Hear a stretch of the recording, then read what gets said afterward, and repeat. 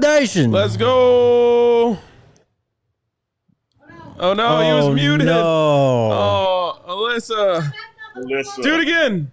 Nation. Let's go. There we go. That was beautiful. Welcome into the DNVR Pregame Show, presented by Illegal Pete's, everyone's go-to spot for burritos, buddies, and beers. The band is back together. Oh, man. Needed it. Needed it in my life. I miss How you doing, man. Doing great, man. I miss you guys. But guess what? Football's back on Monday? Spring break is about to be over, man. Football is back on Monday. Let's go, man. I think that, American society should just adopt spring break across all industries. Great idea. Everyone should get a spring break. Yep. I agree. All right, That's cool. It's why settled. I'm writing in RK for president. Dude, all right, my ballot's looking pretty good right now because rule number one, that a law that I instate, no weddings on fall Saturdays or Sundays. All wedding venues must be closed. You can't do it. You should be put in jail if you schedule a wedding on a fall Saturday or Agreed. Sunday. And then step two is everyone gets spring break. How do I not get elected? How does this go wrong? I have no idea how you would lose.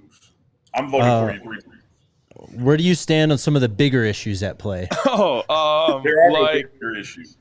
Like who should start in the slot for the Buffs? Yes, exactly. I'm running on a hybrid ticket. I'm kind of riding the fence, you know. Yeah. That's the politician in me. I don't want to take either side. I believe in both players. We'll see how that works out at the polls. Yeah, exactly. Unc, how's your break been? What you been up to, man? Hey, man, been up to as little as possible by design. You know, still been knocking out some content from the crib, but mostly just spending time with the kids and the grandson, man, relaxing. How's the family? Everybody's good. Everybody's good. Thanks for asking, man. How's everybody on the RK end? Good, man. I still haven't reached 100% health since I got back from Vegas, so I was hovering around like 90 for a while, so that was good. But that's all. That's really all that's going on over here.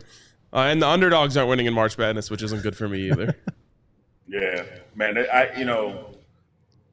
How can anyone have a right bracket after even the first couple of days? Yeah, I mean, no one could call that. And then, whatever. It starts back tonight. I'm looking forward to it. I'd also like to declare myself nearly 100% healthy from Vegas now, too. Congratulations. Thank you. It's only been 10, 11, 12 days, however long it's been. Yep. Hey, but shout out to you, Jake, for toughing through it and still performing on the job. You know, that slacker partner of yours didn't show up for a couple of days. That's all I know, man. That's the only reason why he's healthy, because had I showed up, I would have dragged him into the mud with me. All right, let's get down to it, Unc. First week of spring ball last week. You know, we met up with you on Monday and Wednesday and kind of talked about it. I know you weren't there for Friday.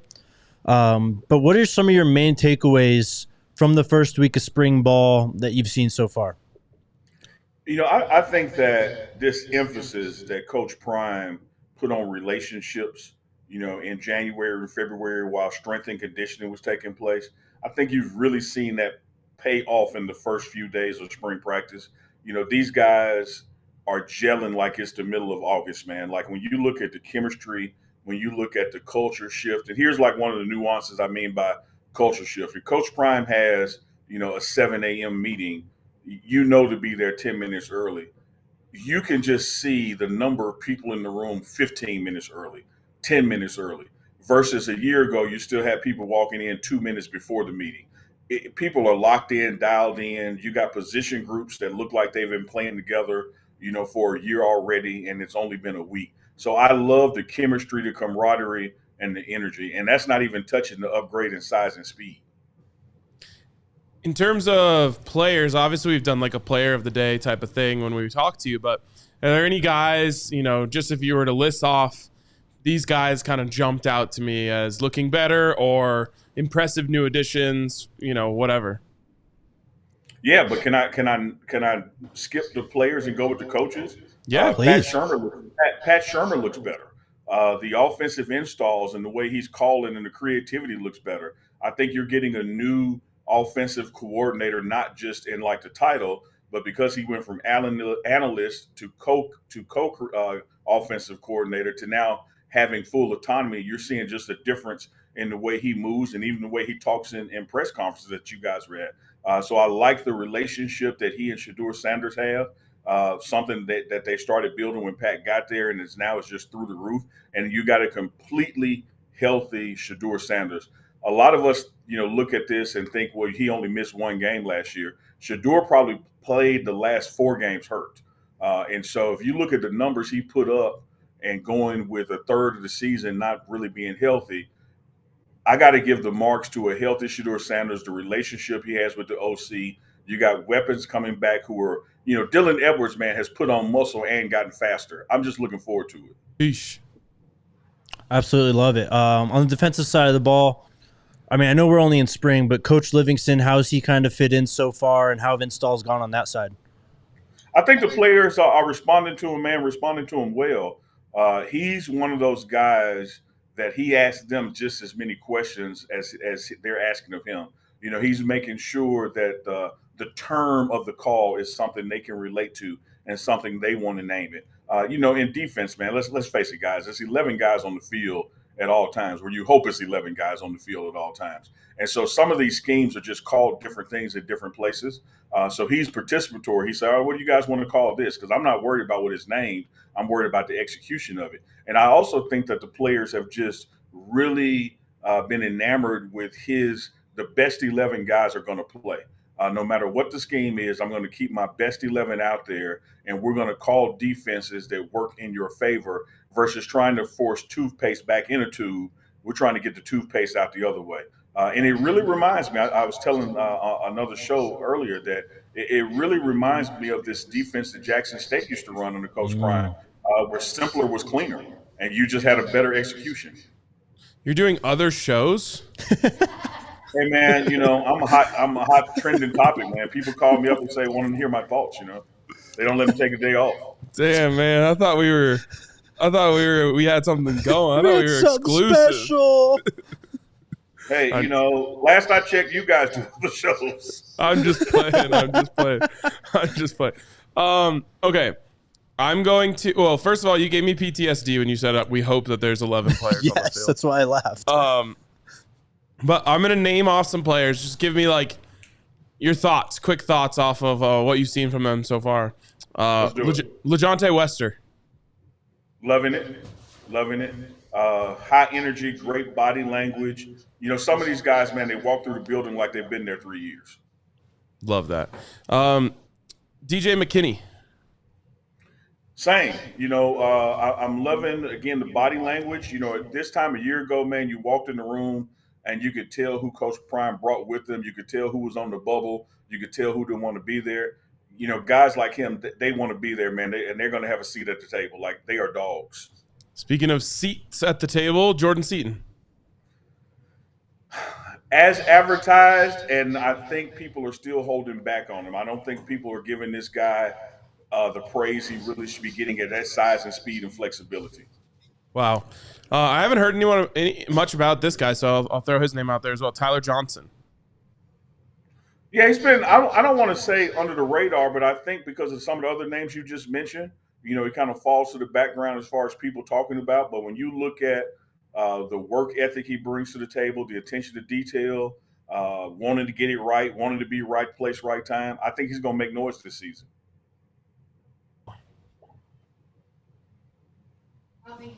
Alton McCaskill.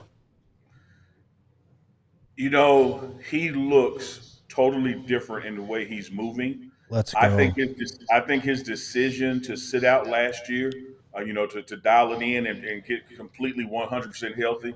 It's almost like you coming back from Vegas. You came back 90%, and we saw we didn't have 100% of RK. Yep. And I think the way Alton is out there moving, man, in the drills, his reps, I really think that he's going to be in the mix and challenging for RB time. Clearly Dylan Edwards is going to be out there because that speed is what it is, and Savion that bowling ball. But McCaskill brings a different kind of running style, and he is completely 100% healthy, and he's not running like he's thinking about the injury. He's running like he's 100% healthy. Now that you mentioned that, I think I'll just redshirt for the rest of the offseason. I'll catch you guys fall camp. Nah. No, I got to get back 100%. I got to get back 100%. I don't think so. We're doing everyone a disservice by having me at 90. I object to this. I'm going to object to that too, Jake. But I do think, man. So, like, you look at Shedeur. Shedeur doesn't move around and do his workouts like he's still recovering from a back injury or worried about it being injured again. Last year, McCaskill, when he came out of the yellow jersey, he was healthy enough to play. You could still see some tentativeness in his movements. That's all gone now, man. He is hitting it. He's running. He's cutting. I think that is totally out of his head. All right. Anyone you want to name off? Yeah, I want to ask you about some guys from last year, the guys who are hot topics right now. Jimmy Horn Jr. Jimmy is working. I think what's going to be interesting as far as this offense goes is one ball and you got truly five weapons, man. And Jimmy's speed, his ability to get those yards after the catch are what makes him special, particularly coming out of the slot. He's working, hands are getting better. I think there was a couple of games where he had some drops and Coach Prime had to get in his ear and he turned it up. I think you're going to see a more consistent Jimmy Horn game in, game out. Cormani McLean. I think that's the question mark. He's there. He's in the building. He's at the morning practices. I think people on social media, when they don't see him in every clip, the rumor mill gets going. You heard him on Well Off say that he has no intentions of transferring. I don't think you're going to be able to measure his true impact on this team until we get to August, kind of preparation. Because in my mind, there was still some kind of, holdover, hangover from that freshman year as we went into spring ball. But he's there. He's healthy. He's walking around and engaged. But I think he would be the question mark on defense as far as what are we going to see the rest of the spring from him. And then how's Travis look so far? It doesn't make any damn sense, man. Like, it is a cheat code. It is unfair. It is Madden 99 ranking. Like, the dude can go at it both sides of the ball with the same intensity. I do think for this spring, though, you're going to see him more engaged at receiver and then the offensive side because if he can get crisp in those routes and coming in and out of those breaks and learn how to truly be a receiver, it's not only going to A+ that side of the game, it's going to help him as a defender as well. So I think going out the rest of the spring, you're going to see him doing more work, with the receivers than you see with the DBs, but he's still going to play both sides of the ball. Let's go. I got one more. Omarion Miller. Here's what I love about Omarion Miller, and that's a great one to ask about, RK. He's going to, when he is in a receiver and Travis is at DB, he draws Travis every time. I can't imagine how much better that's making him as a receiver is that every rep he's going heads up with Travis.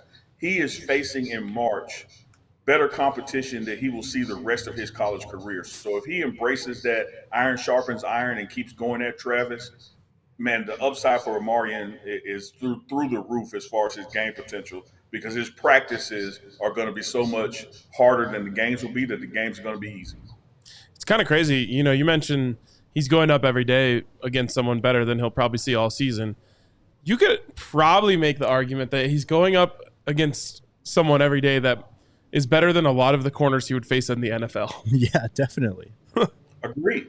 I agree. And I think the challenge is Omarion's to embrace that.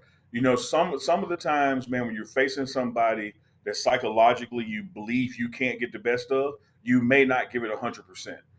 Because you're saying like, well, what does it matter? Like, he's got me. But if he really were to embrace this challenge and dig in, which he has been doing, and keep trying to beat Trav and go at Trav and give that matchup all he can, and then have Trav do the same thing. Travis ain't taking the play off. Travis is trying to dog him every time. Man, the game speed and game intensity is going to be like a walk in the park compared to practice. Love it, man. Can't wait till you're back. Can't wait till we're back up there too. I want to ask you about some things, some headlines from the last week or so. But first, a quick break and shout out to our friends over at Factor Meal Kits. Everyone likes meal kits, right? But no one likes cooking. Well, yeah. Factor takes all that out. Pre-prepared, 2 minutes in the microwave. They're delicious. They're nutritious. And they can get you set for a whole week. You'll have over 35 different options to choose from. If you're counting calories, if you're looking for more protein, or you're on keto, they've got you covered. They also have more than 60 add-ons to help you stay fueled up and feeling good all day long. You can head on over to factormeals.com/DNVRbuffs50 and use that code DNVRbuffs50 to get 50% off. That's code DNVRbuffs50 at factormealkits.com/DNVRbuffs50 to get 50% off. Factor's just the GOAT. They're absolutely delicious. Every time I get a shipment, they save my life for a week. So shout out Factor. Big shout out Factor. I'm about to be on the Factor grind from next Monday until further notice. Allie's gone? No, it's time to get back. It's time to get my summer bod in order. I I see. love that, Jake. That was good. I tell you what, RK, I will join you in that from Monday through spring ball, through the spring game. All right, I love it. Let's go. Also, you know what starts today, Jake? No. Baseball. Oh. And there's one thing about baseball that anytime I think about it, it just takes me. I'm inside the ballpark, and I've just got an ice cold beer in my hand, and the sun's beating down on me. And it should be a Breck brew because Breck brews are delicious.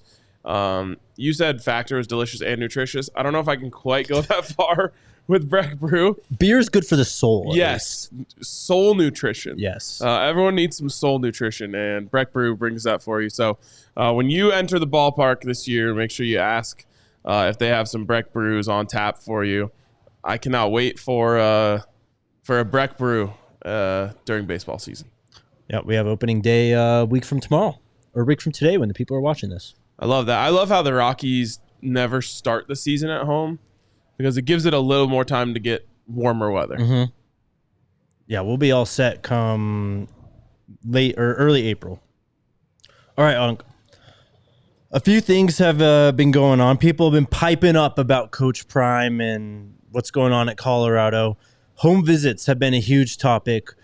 For one, if you could share just, Coach Prime's philosophy back when he was at Jackson when it came to recruiting and home visits. Was it any different between now and then? Just your thoughts on the whole situation. Absolutely no difference. And my thoughts on the whole situation, if I could quote Coach Prime in other settings, is nothing but bull junk. I'm looking at the math.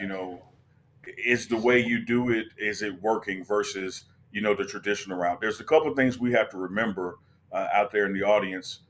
Coach Prime is a celebrity. I mean, and not just a celebrity, he is a A-list celebrity. He is an icon. For pictures and autographs everywhere he goes. He has to have security. He is not a regular traditional head football coach. And so he understands that if he was to visit kid A in one town and not stop and visit kid B in the next town, you end up losing your shot at kid B because why didn't you come here? The other dynamic is, man, Colorado is such a beautiful place, such a beautiful campus, all the surroundings of Boulder. It's amazing through the social media content and shows like this in our discussion, how many people want to see it. Like, no one is asking him to come to their house. They're saying, Coach Prime, when can we come see you? I want to meet Chef Solomon. I want to see the Flatirons. I want to see that drive in on 36 and look at that panoramic view of the mountains. He gets those kind of requests. And then my third point and final point is that, Jake, will be this. For people who says that he, doesn't do home visits, here's a guy who is sitting on the Tonight Show with Jimmy Fallon with a Colorado hat on, talking about the football team he coaches. He was on 10 million home visits at one time doing that. What other coach can be on the Tonight Show with their school hat on talking about their program?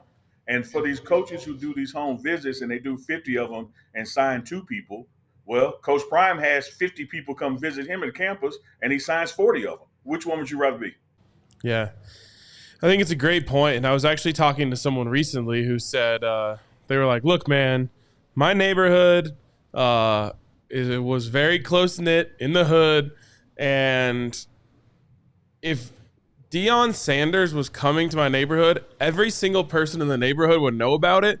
And they would have all been waiting outside of my door for like autographs and pictures. And Coach Prime would have been there for hours. It would have been a whole scene. Like, I think I think sometimes we get so close to it, and Coach Prime becomes the coach of your school, and you almost forget how big he is outside of it. I don't, but you could just be like, oh, now that he's the coach, he's got to do things the way the other coaches do it, and it's like, no, that's actually the advantage of having Coach Prime is he doesn't have to do things the way the other coaches do. He can't do things that other coaches can do, and no other coach can do things the way that he does it. And so we talked about it a lot, but Neely, I think you made the ultimate point. Their focus has been on the transfer portal. They're going to end up having the number one transfer portal class in the nation back-to-back years in a row. Mm-hmm. End of story. Coach Prime doesn't need help in recruiting. Yep. No. What college coach in America has 5 million followers on Instagram alone? What college coach in America writes a book and it becomes a New York Times bestseller? He brings so much more to the table that augments not going on home visits that is still skewed, to his favor. And that's something they don't like. So they try to throw holes in his process. Oh, he really doesn't want you. He doesn't go to houses. Oh, look at the way he does this and does that. Well, he moves that way because he's Deion Sanders and there's only one Deion Sanders. Yep. Well said. Another thing that Coach Prime said that got people in an uproar was he said Shedeur and Travis are basically a lock to go top 4 in next year's draft, and that there are some cities that it's just not going to happen. I mean, let's not forget that he basically did this himself when he was coming out of Florida State and entering the NFL. Turned out okay for him. Ended up with a gold jacket. Just your read on what he said about Shedeur and Travis in the 2025 NFL draft. I think people lose sight of that Deion Sanders is not just Deion Sanders Hall of Famer gold jacket, that he's not just Coach Prime, head coach of a Colorado football team, that he's also a father and father figure to Travis and Shedeur. And I think what you heard then was the dad speaking. And when Archie Manning said these same things about Eli going to San Diego, of course, there was some pushback, but there's also some understanding that this is a dad who had been there, done that, toiled with the Saints, not much coming from it. He didn't want his son in that same situation. When you're dealing with the NFL and high draft picks, you got a high draft pick because you suck. You may have traded up for it in some circumstances, but by and large, those first 5 picks are going to bad teams.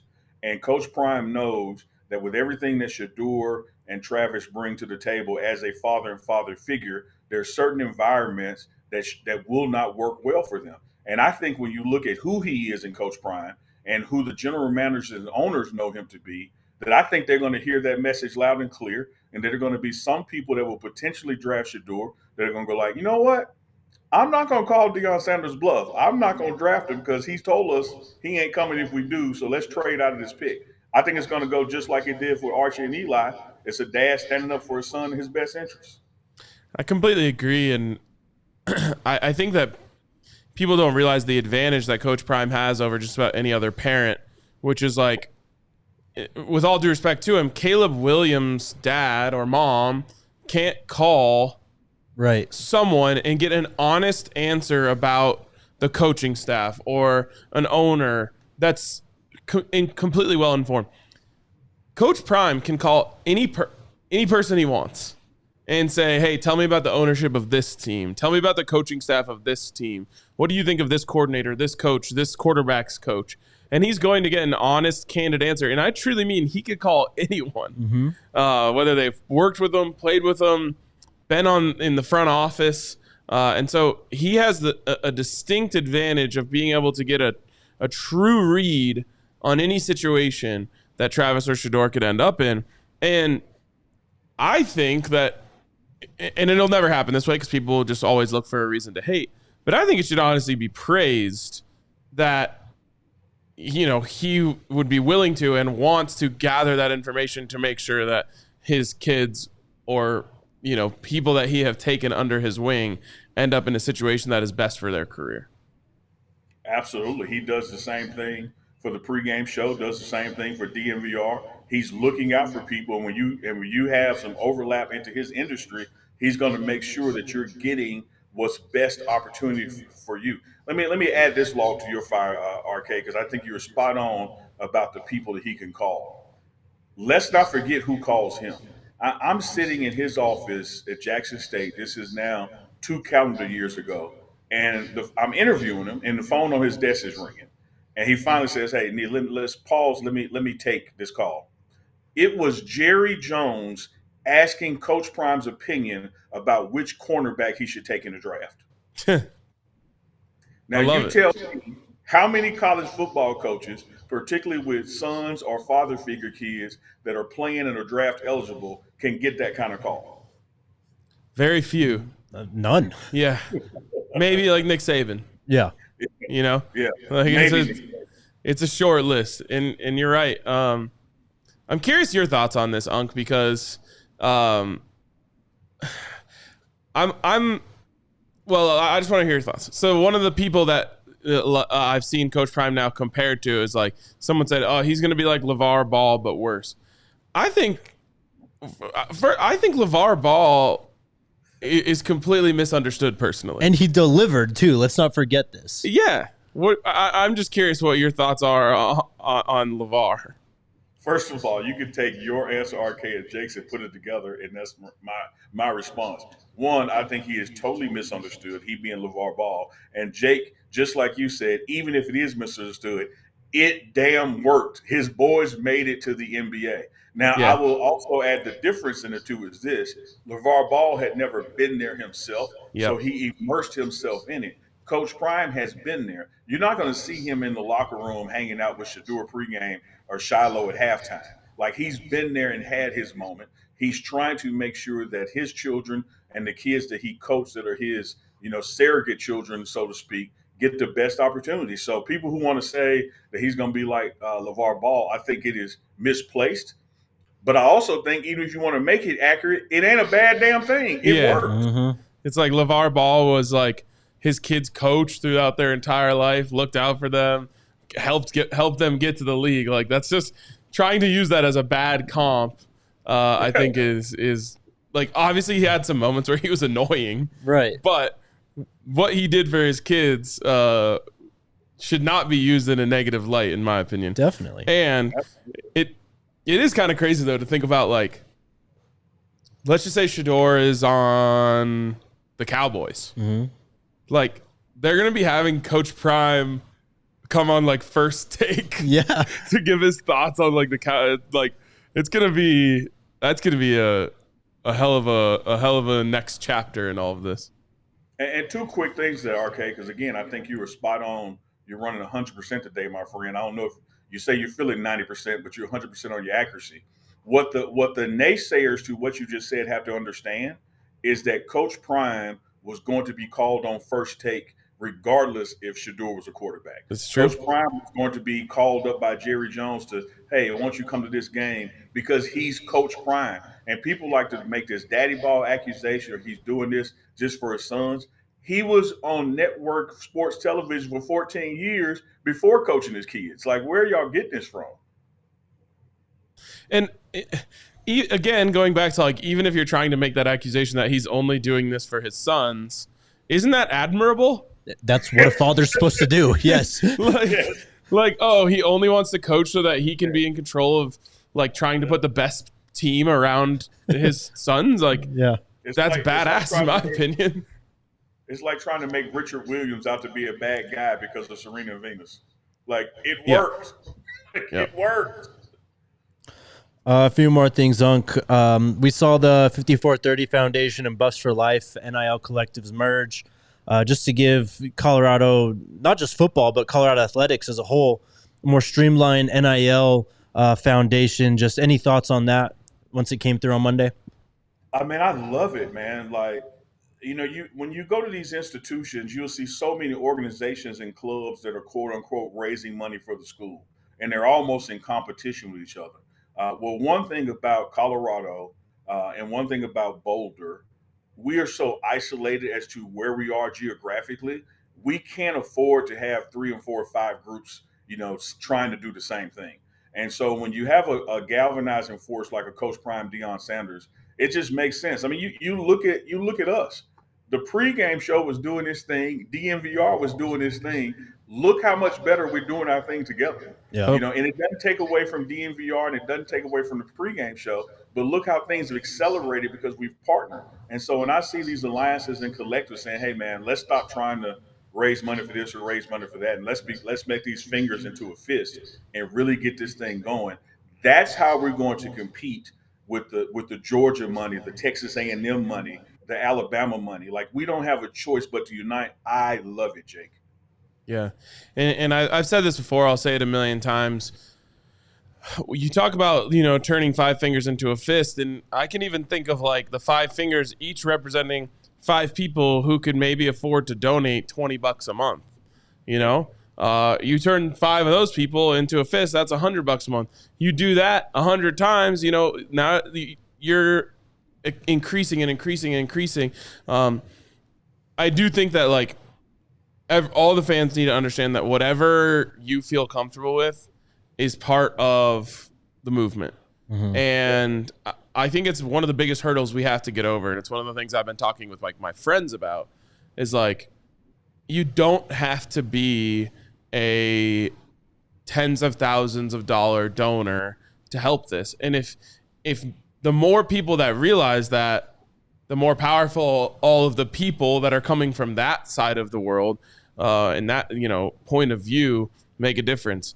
At those schools that you mentioned, like Georgia or Ole Miss or Texas A&M, like everyone just knows you go from being a student to a donor. Mm-hmm. And it creates a really powerful force. And we see they're able to just get who are, you know, like Walter Nolan enters the portal. It's like, oh, we don't really have a chance at him. And then he ends up at what, Texas A&M? Ole Miss. Or no, he went from Texas A&M to Ole Miss. Yep. Right? Mm-hmm. Those are the two like NIL powerhouses. So there's a reason for that. It's not, sure, is it nice to have big, you know, face of the donors, $1 million type of people? Sure. And like we have that at Colorado. Mm-hmm.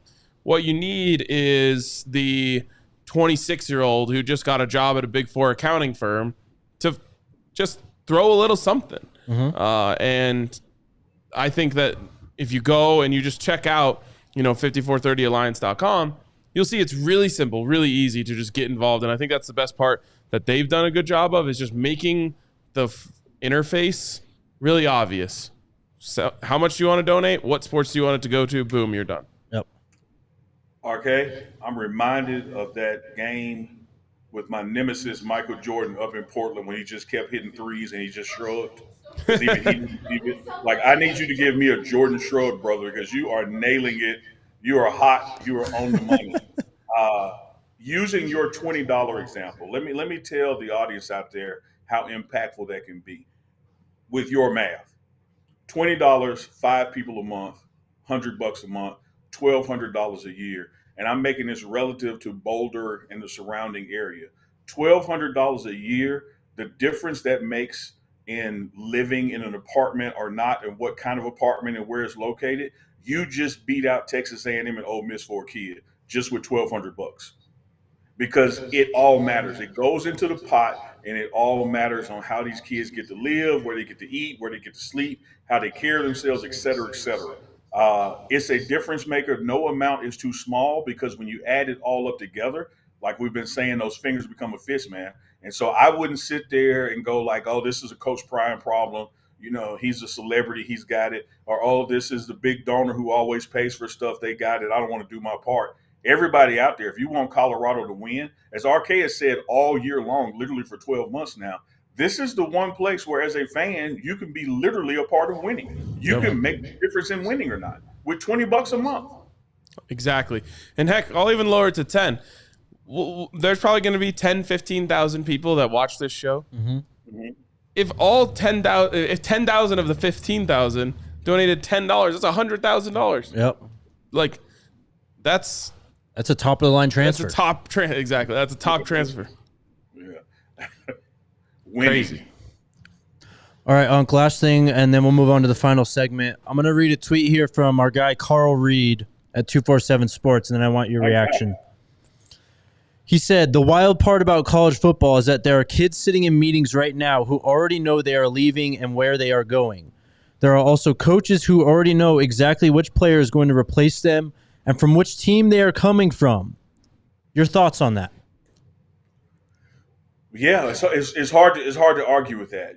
This is and one thing I say ad nauseum on this show that we do together, because I know our fans and particularly the folks who scrutinize everything Coach Prime does and says, they act shocked when somebody leaves. I am telling you now that between right now and the spring game, there are people that are going to leave, and those people are already making up their minds or have made up their minds that they're going to leave because they're looking at practice and they're looking at the flow. And let me also say this, I am not criticizing a student athlete. I think every student athlete has the right to go where they feel they have the best opportunity. And when you see players in front of you that you just admit, well, I'm not going to get the opportunity to play here because that guy's better than me.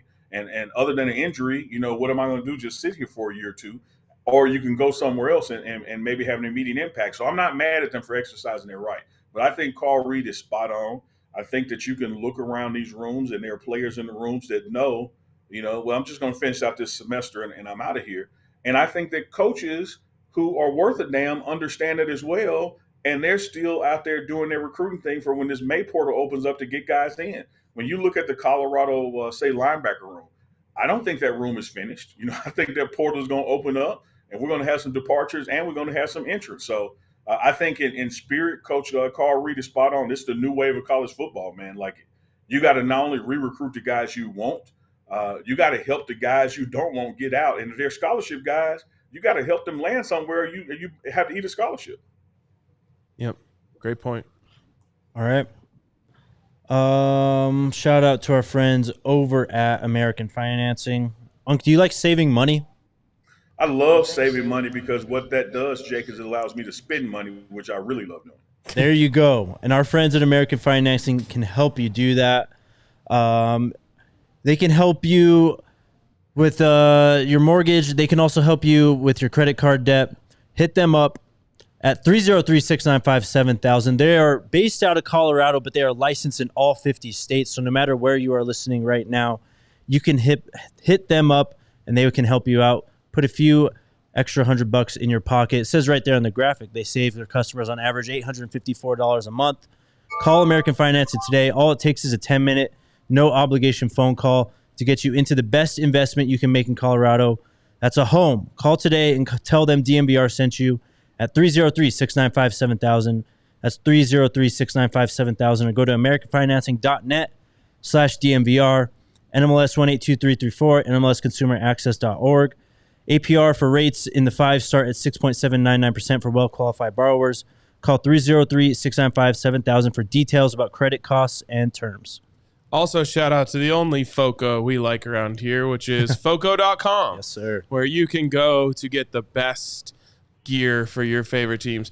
It's kind of crazy because if you've ever seen something with a team logo on it, you can get it at FOCO. Mm-hmm. If you want an apron with your favorite team on it, so you can cook up some steaks while repping the Buffs. You can get some that at ram FOCO. steaks. Yeah, exactly. I don't think that sounds very good. If you want, heck, these Russian nesting dolls came from Russia, but you could probably get ones at FOCO. You can get anything you want at FOCO, especially bobbleheads and things of that nature. Sun hats, everything. So head over to FOCO.com and use code DNVR10 for 10% off your order. Love it. All right. Ram steaks. Sounds awful. You know what I meant. We're getting back to football practice next week, Unc. Let's all go around the table here, kind of share some things that we want to see moving forward ahead of the spring game. And before, really, we take a break for the summer. Who wants to start? Well, I guess I'm going to start with a question for Unc that I meant to ask in the first segment. How are things looking at the center competition? It's a great question. Damn. I think right now it's hard for me to say because it's been moving around some, and it hasn't solidified to one guy that's getting more reps than the other. I like what I see after practice, though, and that's when you see Tyler Brown and other guys helping each other perfect the craft of being center. And so there's this competition, of wanting the job, but it's also a main competition of let's make sure this offensive line is the best it can be. Because you got guys like Tyler Brown, he can go from guard to center. And so some of those skill sets that you want people to develop are really being developed so that you will have diversity. If a guy goes down, gets injured, gets winded, needs some substitutions, you got more than one person that could do more than one thing. But I think by the time you get to middle of August, now I'm not discounting the spring, but I think it's going to go into August. I really think it's, whose butt cheek Shedeur Sanders wants to touch the most, because that's big pause. Huge pause. I said that to get a pause, so thank you. And I think that the chemistry between center and quarterback is very important. So it's going to have the coach's eyeball, but I think the coach is going to be watching for the QB eyeball. Like what's the best synergy here from the snapper to the QB1? What's the best centergy? I love Jesus. that. Synergy. So that's where I'll start. Okay. I'd love to see someone emerge. I love a good position competition, but I don't like when they drag on. Mm-hmm. And again, you're not going to have this thing settled by the end of spring, and there's no reason to. Right. But I would like to see it settled within a week or two of fall camp. Mm-hmm. So you can really have this offensive line and this group know exactly who they're lining up next to against North Dakota State. So as we kind of go through the spring, it's going to be one thing I'm keeping an eye on. Is someone separating themselves? Is someone creating a little bit of distance between them and the rest of the pack? All right, you go next, Dunk. What do you want to see moving forward in spring here? I got two quick things. I'm going to take this second week first, I should say. I want to see how quick we shake off the spring break rust and really get back into going. I think we left last week, peaking as far as a week one goes. Then you run into spring break. May take a practice or two to get all that off you, particularly if you left Colorado, and it doesn't take long to get disassociated from that atmosphere.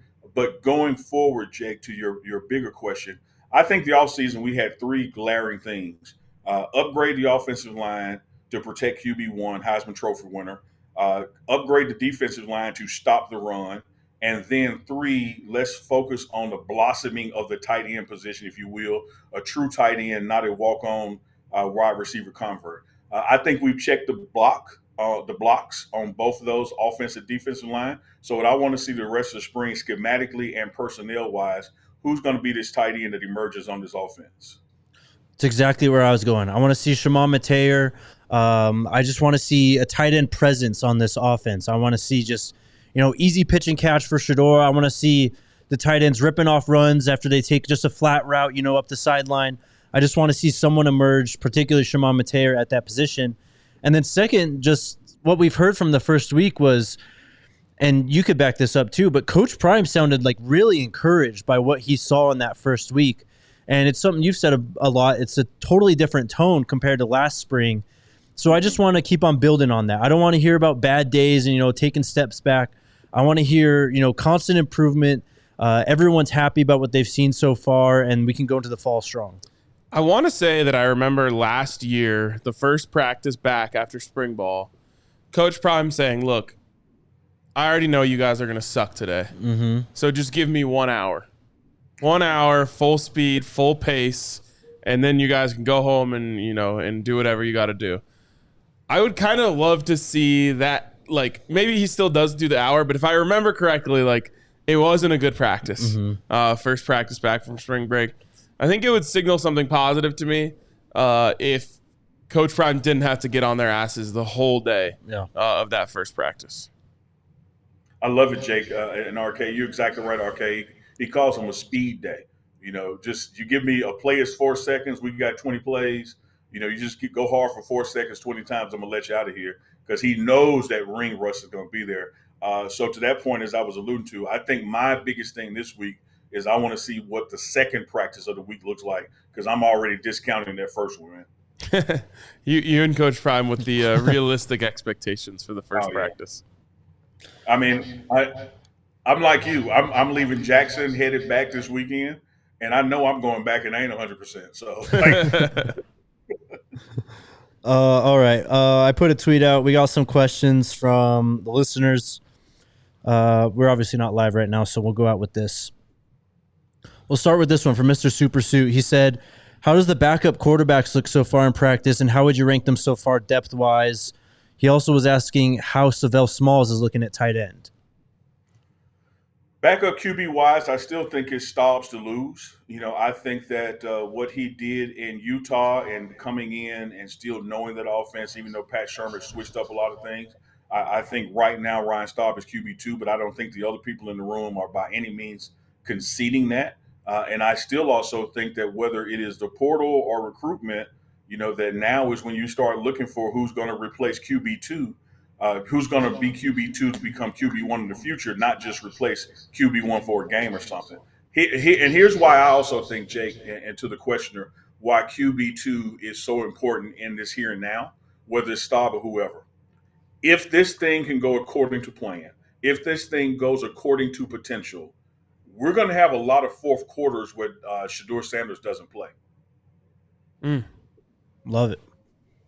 Yeah, and I mean, I kind of love to hear that it's Staub for now, just because it shows that he's continued to grow. And I think I'm guessing that Pat Shurmur, I don't know if this is the best way of describing it, but I would just say took a liking to him. There's an established relationship. Yes. I mean, I remember talking with you, Unc, that last week of the season about just how hard that offensive staff was working with Ryan Staub to try and get him out there and have a positive performance. And damn if he didn't.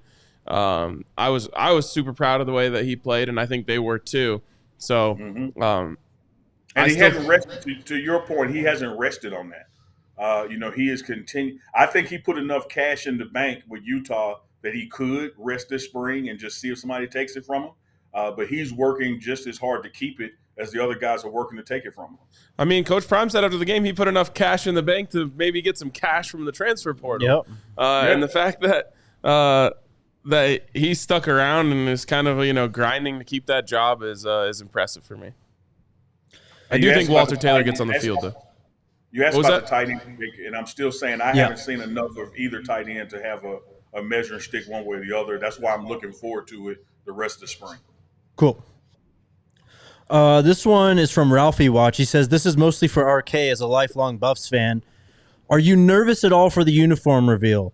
Our traditionals are so good, and I'm worried whatever is coming is going to be over the top. A lot of the combos we wore last year was very subpar and makes me nervous. No, I'm not nervous. And I'll say this as a PSA for everyone out there. I have a lot of confidence in my sense of fashion. Yes. I do not, however, think that I understand it better than Deion Sanders. Fair enough. And it's really not about what I think. It's not about what the commenter thinks. It's not even about what Coach Prime thinks. It's about what the players think. And so that Travis and Shedeur and Shiloh have, given their input, and they've been in on this. And there's a chance that you could hate the uniforms. That exists. But there's a much smaller chance that the players and the recruits hate the uniforms. And in the end, it's all that matters. Colorado doesn't we have the best colors, and we've had great uniforms over the years, but we don't have like a Alabama or Penn State uniform that can never be touched. Right. You know what I mean? Like what we have is a incredible canvas to work with. And I'm sure there's going to be some stuff that's a little off the wall and, might not be for everyone, but it's not supposed to be for everyone. It's supposed to hit for the kids. And so in the end, they're going to be black and gold. And that's good enough for me. You have anything there, Uncle? I just signaled touchdown. He nailed it. You nailed it. Like, I want to say something just because, I love saying things, but, man, you nailed that. And I will be 53 years old before this season starts, and there's a good chance that if I hate something, a 19-year-old loves it. Now, when you get my immaturity factor, we probably love the same thing. So I disagree with the tone of the question when he said the uniforms were subpar last year. I thought they were all hitting, even though I have favorites. This year, the diversity in combos are far beyond that. But like you said, RK, there's bound to be one you don't like. But that guy who's a high school 4 and 5 star, he loves it. There was a couple that I didn't like last year. But I literally asked the players, what do you think of these? They're like, oh, those are fire. I'm like, all right, that's all that matters. Yep. This one's from @8400 above. He asked, do you think it is a mistake for CU's new offensive coordinator to give up on high-tempo offense and therefore give up the only home field advantage based on actual physics or elevation? Where did we get the notion that he's giving up on high tempo? Yeah. I think what Pat Shurmur has said is we're going to run the offense based on the talent that we have. And I think when we get into game shape and conditioning and we're playing game situations, there's going to be times where we move the ball fast. I think one of our self-destruct buttons last year is that regardless of game situation, we still tried to move the ball fast. And we did not manage clock properly. You look at that overtime game, which I hate to mention, RK. I know it's still, one of those spots. But just a little bit more clock management versus trying to do what we want to do, we don't lose that game. So I think there's a time for tempo, and there's a time that you play and dictate how this particular game is rolling.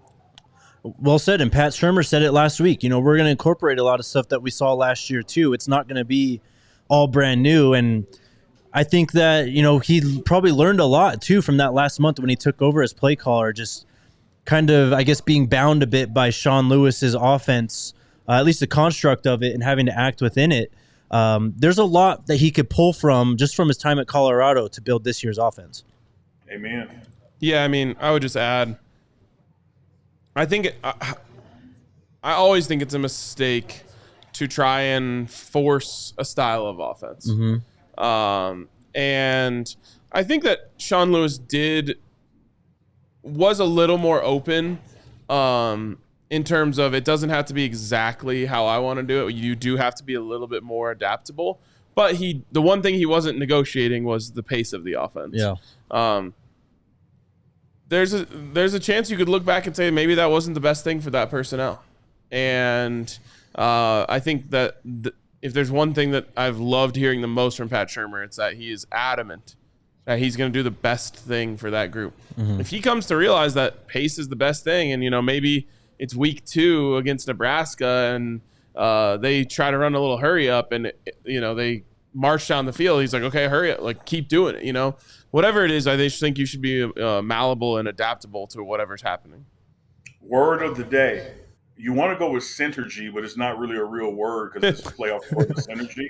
But I'm going to go with malleable as word of the day. Nice. I like it. No, you said it. Like that was a big word, man. Malleable. Y'all look that up. Like a ball of clay. Yeah. Only thing I'll add is, CU's inability to run the ball obviously was a factor in that too. You just couldn't chain together first downs. Yes. Yeah. But we get one more first down or another minute of possession that doesn't lead to a first down, and not to let the defense off the hook, if we get one stop, because they scored every possession, after halftime.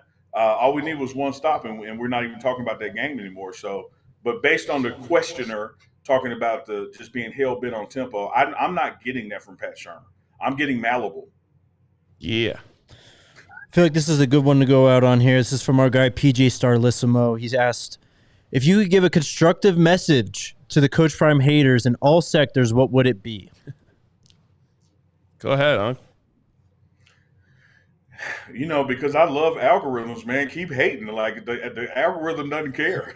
Just keep commenting, keep hating. Do what you do, baby. Your haters will make you famous. That is a great point.